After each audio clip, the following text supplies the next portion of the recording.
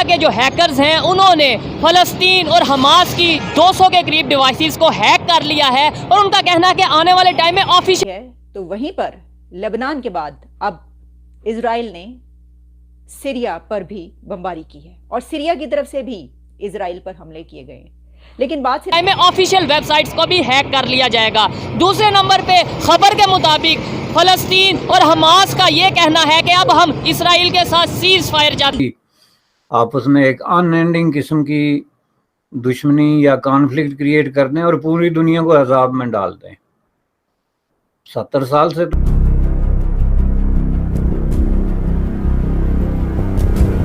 رام رام دوستو، آپ سبھی کا سواگت ہے آپ کے اپنے یوٹیوب چینل اسپیشل بھارت پہ، اور میں آپ کے لیے ایک اور انٹرسٹنگ سی ویڈیو لے کے آیا ہوں پاکستانی میڈیا کے حوالے سے۔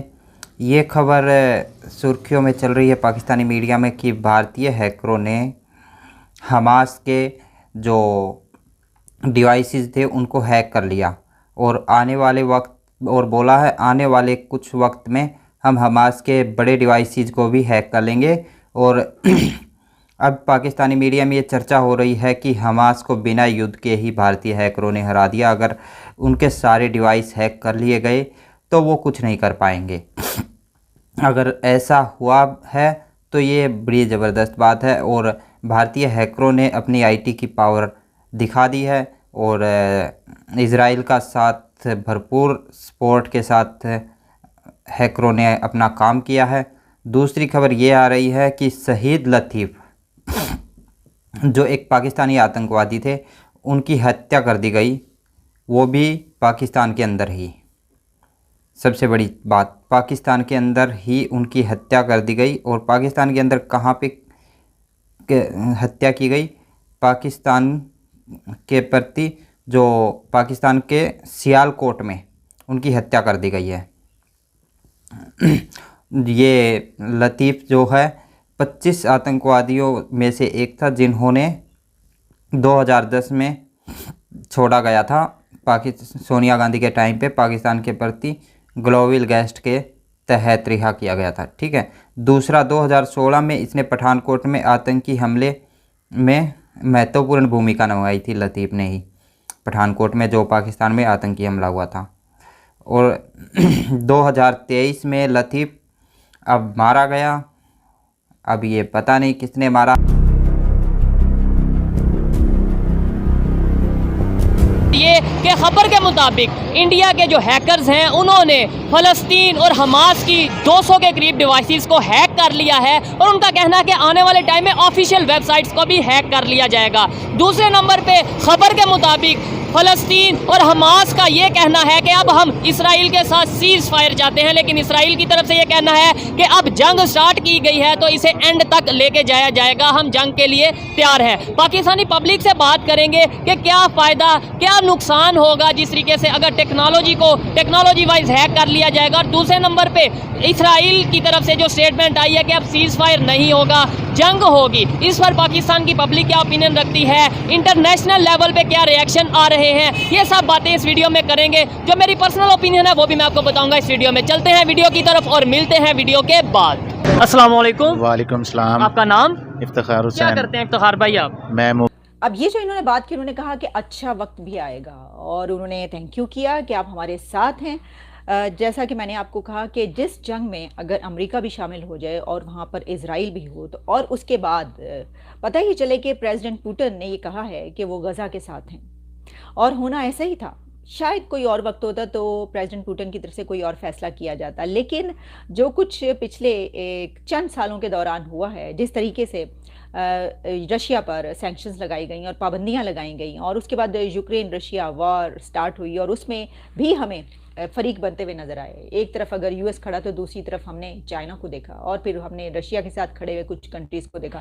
تو یہ کیسے ممکن تھا کہ پریزیڈنٹ پوٹن جو ہیں اس وقت وہ امریکہ کے یا اسرائیل کے ساتھ کھڑے ہوتے؟ انہوں نے ایسا نہیں کیا، اور رشیا کا یہ فیصلہ ہے کہ وہ غزہ پیلسٹین کے ساتھ، حماس کے ساتھ کھڑا ہوگا۔ لیکن جیسا کہ میں نے آپ کو یہ بتایا ہے کہ جو اسٹیٹس تھوڑی جو ہے وہ نیوٹرل ہوئی ہیں یا تھوڑی خاموش ہوئی ہیں، لیکن پہلے یہ ایک جو ہے نا وہ مراکو سے لے کے پاکستان تک ایک بہت بڑا طوفان لوگوں کا باہر نکل جاتا تھا۔ کہ جی یہ حملہ ہو گیا, وہ مسجد شہید ہو گئی, وہ ہو گئی. تو اس کو تھوڑا سا کنٹیکس میں رکھ کے دیکھیں. حماس کو سمجھنا بہت ضروری ہے کہ حماس کیا ہے, اور یہ آپ کا سوال بہت امپورٹنٹ ہے کہ کیا وہ فلسطینی عوام کی نمائندہ ہے. تو اس پہ بات کرنے سے پہلے میں تھوڑی سی یہ بات کر لوں کہ دیکھیں جو ڈسپیوٹ ہے, جو روٹس کی میں نے بات کی, اس میں جو دونوں کے کلیم ہیں وہ اپنی اپنی جگہ اتنے سچ لگتے ہیں اور ان میں اتنی ٹھوس قسم کی حقائق ہیں کہ ان کو آؤٹ رائٹلی کنڈم کرنا مشکل ہے.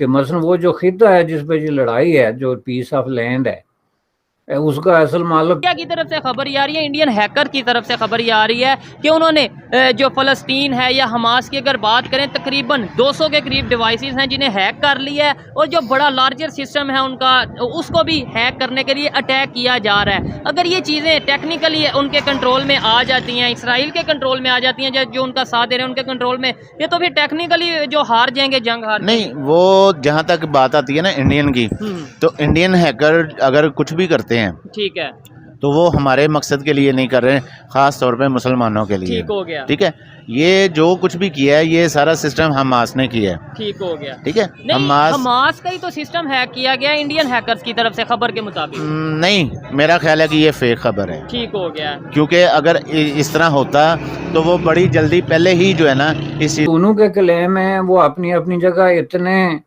سچ لگتے ہیں اور ان میں اتنی ٹھوس قسم کی حقائق ہیں کہ ان کو آؤٹ رائٹلی کنڈم کرنا مشکل ہے. کہ مثلا وہ جو خطہ ہے جس پہ یہ لڑائی ہے, جو پیس آف لینڈ ہے, اس کا اصل مالک کون ہے؟ اب آپ اسرائیلیوں کو سنیں تو وہ کہتے ہیں جی ہم تو جو ہے وہ حضرت یعقوب علیہ السلام کی اولاد ہیں, ہمیں یہاں سے مار کے نکالا گیا تھا انفیئرلی, وہ تو ہم تو واپس اپنی دھرتی کی طرف لوٹے ہیں, ہم کوئی یہاں کوئی نئے امیگرینٹ یا نئے لوگ تو نہیں ہیں کہ کہیں باہر سے ہم حملہ کر رہے ہیں. ہماری یہاں ہزاروں سالہ پرانی تاریخی کی جڑیں ہیں. فلسطینیوں کی طرف جائیں اور فلسطینیوں کے بارے میں وہ یہ کہتے ہیں کہ جی فلسطینی جو ہے نا, ان کا کوئی اوریجن جو ہے وہ مڈل ایسٹ یا عرب یا اس سے ملتا ہی نہیں, یہ بنیادی طور پہ جو ہے یورپین نسل کے لوگ ہیں, ان کے ڈی این اے کی ہے. اور سیریا کی طرف سے بھی اسرائیل پر حملے کیے گئے ہیں. لیکن بات صرف یہیں پر نہیں رکتی, اس کی وجہ یہ ہے کہ عراق نے بھی دھمکی دے دی ہے اور کہا ہے کہ ڈو ناٹ انٹرفیئر, ورنہ ہم واشنگٹن کو نشانہ بنانے میں ہیزیٹیٹ نہیں کریں گے. اور صرف عراق ہی کیا, ہوتیز قبائل, ہوتیز ٹرائب نے بھی دھمکی دے ڈالی ہے. تو آئیے آج کوشش کرتے ہیں کہ اپنے اس پروگرام میں جتنی بھی نئی ڈیولپمنٹس ہیں ان کا مختصر وقت میں جائزہ لے سکیں. سب سے پہلے یو ایس کی طرف سے ایک اسلحے سے لدا ہوا, کہا جا رہا ہے کہ لیٹسٹ ایمونیشن کے ساتھ ایک پلین پہنچ چکا ہے اسرائیل. یہ وہ والا جنگی بیڑا نہیں ہے, بحری بیڑا نہیں ہے کہ جو پاکستان میں جنگ کے وقت پہنچنا تھا لیکن نہیں پہنچ پایا, کیونکہ یہ پہنچ گیا ہے اور یہاں پر اس نے پہنچنا ہی تھا. اس صرف جہاز سے پہلے ہم نے آپ کو یہ بتایا تھا کہ ایک وارشپ بھی روانہ